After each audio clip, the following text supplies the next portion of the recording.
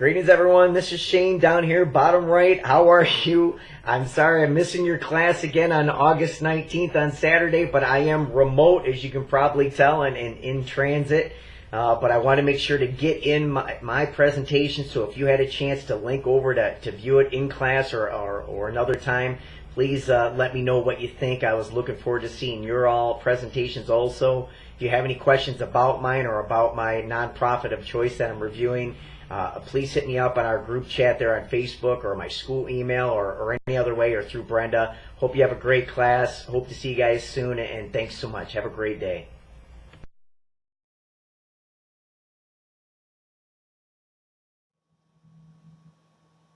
And let's start off from here with our presentation agenda. We'll move into a short motivator first, followed by an organizational introduction into our nonprofit of choice, which is Camp Tisdale Community Center out of Lansing, Michigan. We'll move into work-family balance for item 2, followed by workplace diversity for item 3 on our checklist.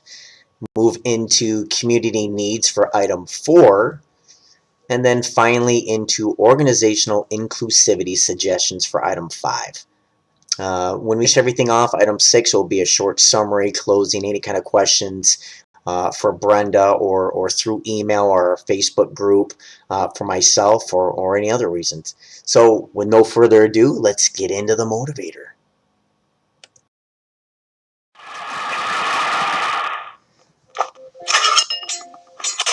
I was 16, I quit school. I saved just enough for a one-way ticket to Paris. Maybe I just wanted it really bad, and when I got it too early, I didn't have a mother.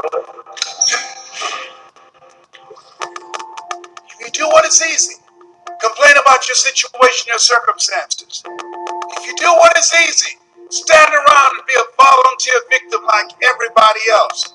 If you do what is easy, surrender and give up on your dreams. Become depressed and bitter and angry. Anybody can do that. If you do what is easy, your life will be hard.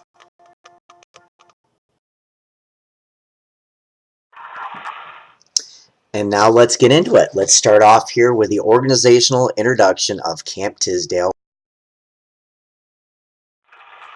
Next, we move into the mission statement for Camp Tisdale Community Center, which is now Camp Tisdale, which is the mission of Camp Tisdale is to get kids off the street into safer, secure, and more constructive after-school activity. Provide greater exercise and fitness opportunities year-round to do this, both within the community and or abroad, for low to no cost. Accomplish this all through the use of organized athletics as a means of demonstrating vital life and survival skills that support living healthier, happier, and longer lives together.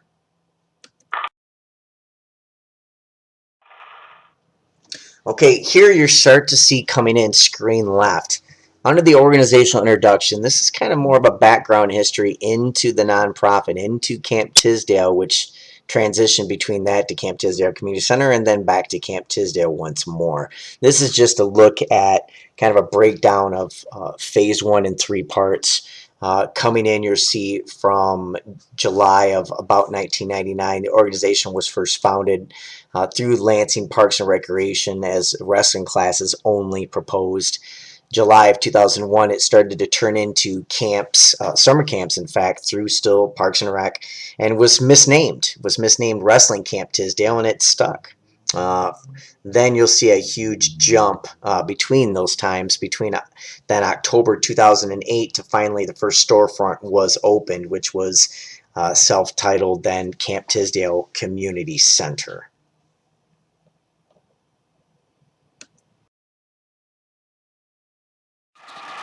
This gives you a short look of what Camp Tisdale's transitioned into the community center in October of 2008. This was our first storefront. I showed a picture of this in my previous presentation, but this is the actual front. It was an old box factory. And yeah, this is back in 2008.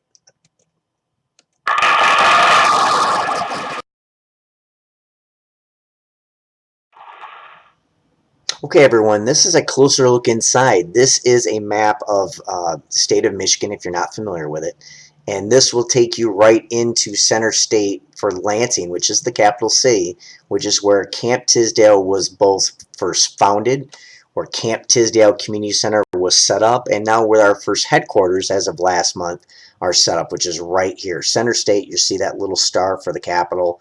And then you'll see how we started to try to branch out statewide, pretty much keeping the majority of our operations, though, within this 30 to 40 mile radius, what we considered intra-community, and more people that we could reach within that. Obviously, other camps and clinics, we've branched out more statewide, tried to go more national on some of the things we've done in our efforts. And of course, we've set our sights on doing that in international in the future and looking at other places, which you'll see here in the next couple slides.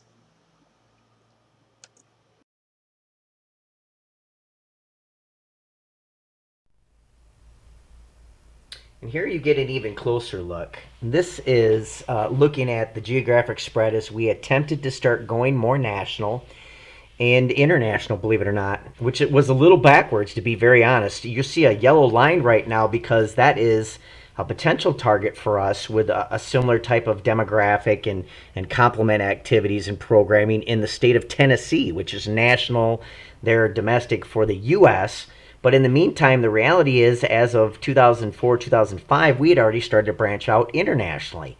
And if you follow the line down here to the red, you'll see it going down to Cuba, to the province of Havana City.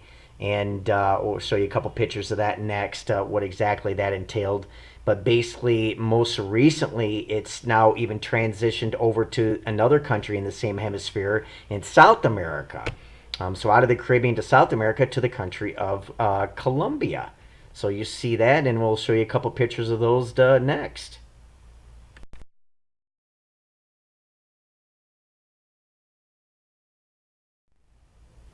Here's a closer look into the school in Havana, the Bobby Salamanca School of Wrestling. You'll see to the left myself with the coach there, which is Alexander Barberry, and some of the kids. Looking to the right, you'll see even some of the efforts that we started to put into that school. If you look at what they're standing on, it's a new mat covering that we sponsored for them, or we donated through our people and network back in Michigan in the U.S., along with brand new uniforms and quite a bit of cultural sensitivity, in fact, to that program and to that coach in that country, because on the uniforms you might be able to just make out what that flag is on the center of the singlet, which is a Cuban flag. And we did that up special for them with their country and their culture in mind then, along with shorts, windbreaker pants, and uniforms for the coaches and a few other things.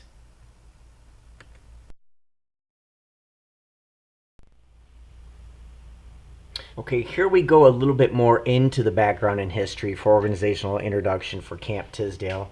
You see this is for phase 2. You'll see that the nonprofit status was filed and received in March 2010, and in March 2013, there was a change. We were being, our lease was called in, believe it or not, at Camp Tisdale Community Center there in Lansing. So we had acquired new property, luckily, to try to upgrade anyway in a neighboring city called Grand Ledge. And between the time of continuing the training that we were doing, we were literally applying for our federal tax exemption in between all that time, at the same time. So by August 2016, right before I left for graduate school, it was awarded, and then all training at that point was frozen as I departed the state and prepared for the future into the next couple steps that we feel that we needed to do.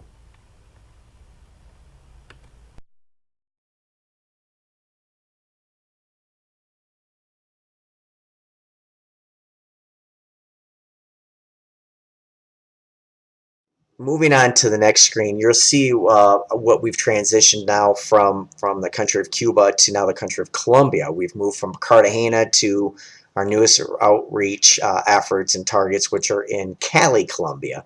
And this is just a little glimpse into the first group that we ran into in that area.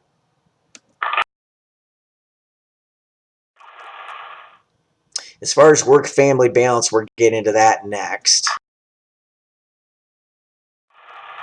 And you'll see here, we came up with one of our programs was called Family First. That's an initiative where we what you saw there for the lounge was there for a reason. We set it up so that we had waiting areas, complement activities, vending, Wi-Fi, satellite TV, games, anything that could allow family members to come in with um, their what do you want to call it? Their I don't want to say surrogates, but their siblings to be able to watch plus have something to do and get involved with if they didn't want to join. And that's how we approached more of a work-family balance at the community center. We did also provide for those that were staff, they could bring in their kids and we'd watch them. So we considered it more like babysitting, unofficial daycare. And we had on-demand scheduling. It was a title I started to use and kind of embrace, which was those that decided they wanted to come in and work, or they wanted to come in and volunteer, or they needed to do community service. We would let them kind of dictate to us what days and times they were available, and that we would open up for them, which was a godsend, especially for those that had to come in and do community service. We'd let them know what things we needed done, of course, but we let them know still that they could dictate those kind of things to us, which greatly helped them, I feel. Under work-family balance, you see this consistent throughout. There's going to be no difference. Under program differences for employees, it's the same program offerings and format utilized anywhere. No changes to that.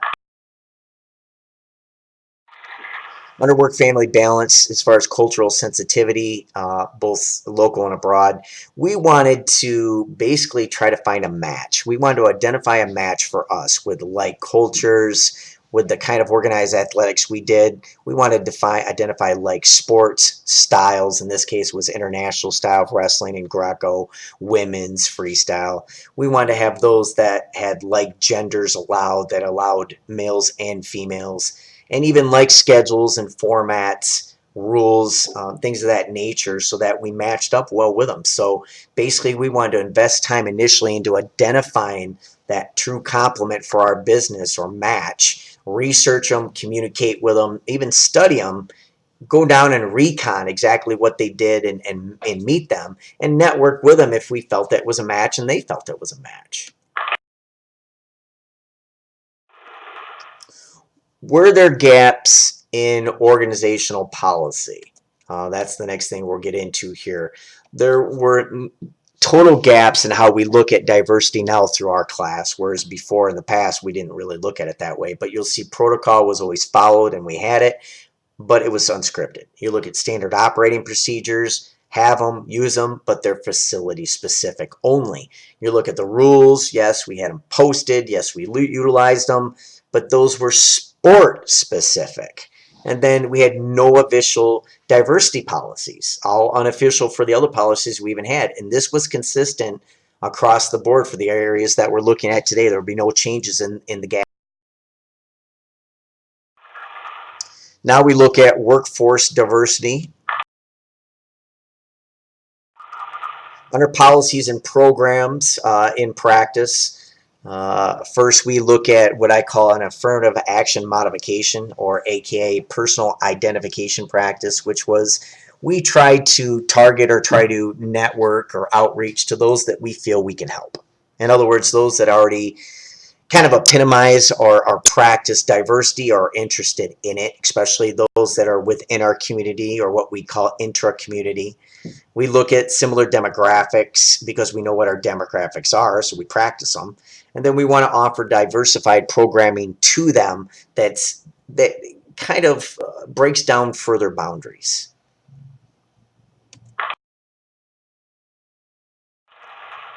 As far as workforce diversity, when you look at program differences for employees, no changes here. As we already mentioned, this will stay at a constant across the board.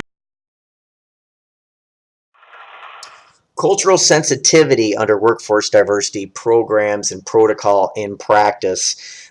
Basically, one of our protocol is that all are welcome. It's a no judging zoned area within the community center. We utilize alternative marketing is what we think of it as, is that we're trying to get in those that it doesn't matter who they are. It's just that we think we, again, can help them.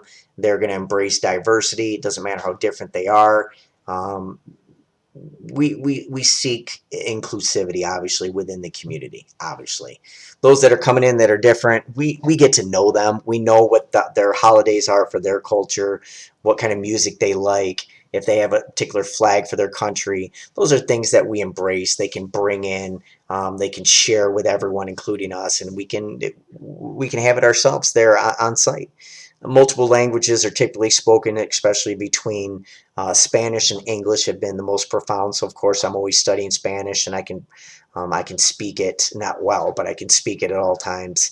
And for those, anytime that we think there's going to be a conflict, we troubleshoot and seek it out before it becomes that. So at any point that we think there's going to be any conflict, we use a simple policy of, or protocol of, don't ask, don't tell. If it's not your business, don't be trying to ask and try to get into someone else's business. That could cause a conflict or drama.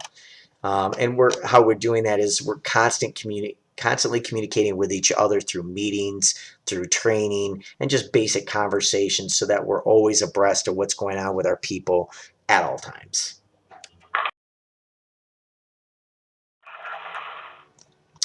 Under this, for gaps in organizational policy, there are no changes. You'll see exactly the same things we've already talked about across the board. No changes whatsoever. Consistent. So you see protocol, standard operating procedures, rules, diversity policies.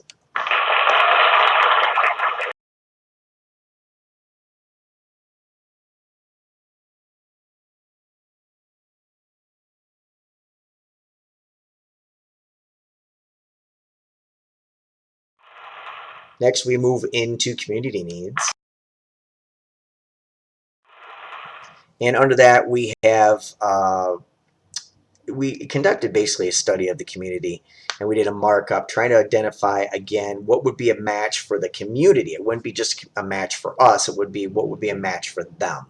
So we looked at the inner city of Lansing, because we were from there, but we also thought that it was kind of more impoverished, but we felt that we could help them the most, and on what we could provide. So we looked at some of those areas which were after school activities. Those were lacking in training in those areas. We looked at sports styles being offered as far as wrestling, because there was only one style being offered in the schools.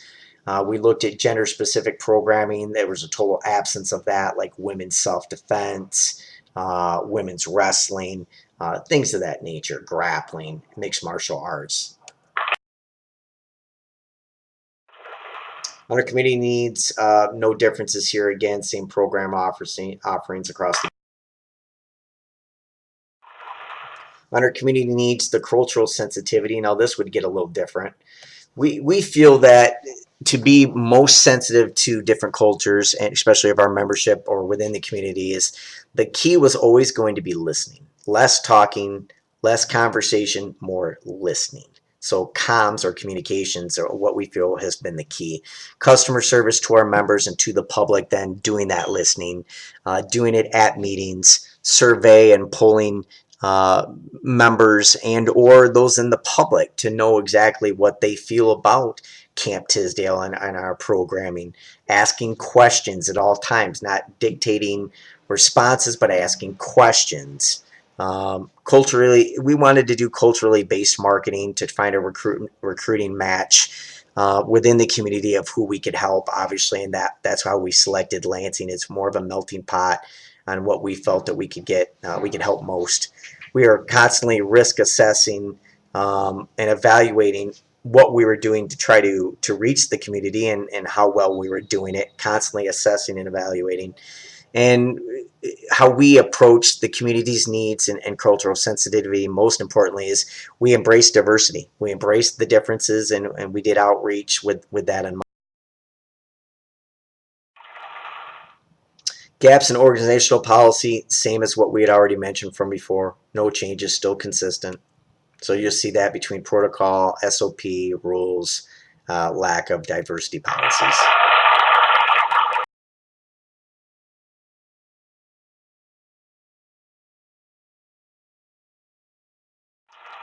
And finally, we get to the organizational inclusivity suggestions. As far as inclusivity and dealing with the work-family balance, I'd always had a huge goal of getting into what I'd seen in some other successful businesses, similar to Google, and being one of the best companies to probably work for in the U.S. I wanted to take things like annual parties, not annual conference, but annual parties and company retreats very serious, and I wanted those things to start to make, instead of someone saying they have a secondary family at work, I wanted it to become more inclusive where Camp Tisdale became that family. In other words, my family was involved and everyone else's family were involved. There was no detachment between their family to their secondary family at the community center and in the city, in the inner city. So with those things in mind, we started to do annual parties where we would take the family with the kids out to Cedar Point, which is an amusement park there in Sandusky, Ohio. And I had aspirations of doing a lot more. I'd taken out my CEO to what I called a retreat, which was a getaway to watch the world championships for judo and wrestling. And I paid for him to meet me out in Las Vegas. And he didn't have to pay. And I just thought that was one of the biggest gifts I had ever given an employee or staff member at that time that I had. And there's other things I wanted to do, but always in the means of not just giving back to your staff, your board, and your instructional personnel, but having group activities that we could do again that could bring the family involved with us. There would be no decentralization then. Basically everyone was always involved, and we had a chance to do activities that could refocus us, take a break from work, possibly rejuvenate, still do team building type activities once again, but vary the environment and what we're doing, these kinds of tasks and activities and things of that nature. And I think the benefits would speak for themselves. From what I've seen so far is that it breaks the monotony and increases the morale and increases the cohesion between the people, especially if you're doing team building activities. And then what we've seen for performance wise, it always seems to decrease turnover, decrease any kind of inner conflict, any kind of absenteeism, and things of that nature. And one of the things I witnessed this from, or I referenced it from, was the movie Internship, 2013, in dealing with the story of Google, or one of the stories about Google.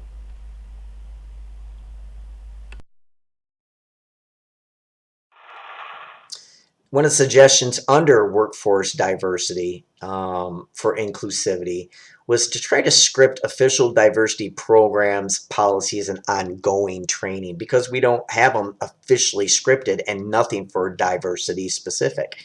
So wanted to get those completed, wanted to continue to do ongoing refresher type training annually and evaluate it and our people. And the benefits would be what we're talking about today, which is inclusivity and a diverse workforce, and possibly a future global marketed and type successful organization that would be able to transition between cultures because they were making the world more inclusive. Some of the One of the references you'll see here is under the movie Horrible Bosses 2, not Horrible Bosses 1, but Horrible Bosses 2, which is a comedy in 2011. But what you realize is that when they started to interview people, I don't know if they planned this or not, but basically it's three almost middle-aged Caucasian males interviewing for their own business now, and everyone they brought in was different than the next. Every person was coming in was culturally different than the next, between age to gender to background, ethnicity, to anything you could think of. Everything was different about each person, and I thought that was really unique that they did that. And finally, under community needs for the inclusivity suggestions, I put in that we want to basically make Camp Tisdale more successful in the future. We did. We want to make it more inclusive. And to make it more successful, make it more inclusive, we wanted to increase affordability for the membership. We wanted to make better times or more access to times, accessibility, locations for accessibility, programming, diverse programs, on-site complements, more things to do on-site then. And the benefits from that we felt would be more community involvement, more harmony within the community, and hence inclusivity, more people involved. And one of the references that I felt was dealing with the movie Remember the Titans, which dealt more with segregation during their time, but how it went from happily segregated probably between what appeared to be a black and white community to football brought them together, or organized athletics, and brought the community together to be non-segregated, and how happy they became over time to be that and embrace that diversity. So it was a total flip-flop over time, but it was through sports, and thankfully.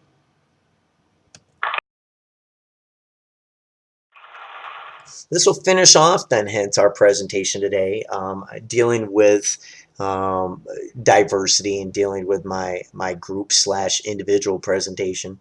What we went over today was we started to go through an organizational introduction on Camp Tisdale Community Center, a local nonprofit that now has started to conduct outreach years ago, through present, nationally to internationally, and looking at things such as work-family balance, diversity of the workforce, community needs, things of that nature. And what we learned from it, I'm not sure what everyone learned from it. I know what we learned from it was that through our course, the biggest thing that I learned about diversity is it was not just gender-based, it was not just gender-based or race-based. It was everything. Any kind of subtle differences can be considered diversity, and now how we approach them. And through our own programming, in fact, through our organization or through a different nonprofit is important. And it's important to look at it. It's important to deal with it, and prepare for it in the future is what I learned from it. So suggestions for the future for improvements, I hope you have some and you're willing to render them and send them over. Obviously, I've made my 3 in the different main areas. But again, if you have any comments, any questions, or can provide that kind of feedback, please let me know. I'm going to go to the last screen here and let you know what my contact information is. And I just thank you so much for tuning in to this presentation for me. And finally, we leave you with our final quote from none other than Martin Luther King Jr. Hope you enjoy. Thanks for tuning in, everyone.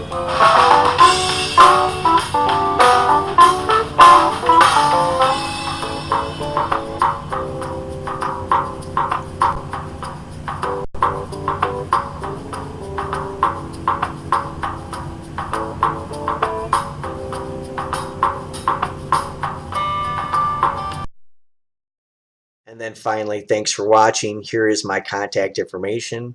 I hope everyone feels welcome to contact me at any time at any of the above information, and or for Camp Tisdale, and check it out. And thanks so much for tuning in. It's been a pleasure, and have a great class.